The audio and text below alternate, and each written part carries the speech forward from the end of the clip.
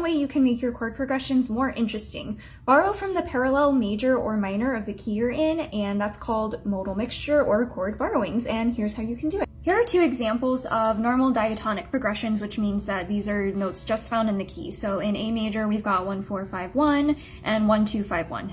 These serve the function of tonic, predominant, dominant, and then tonic again. So 1, 4, 5, 1 sounds like this.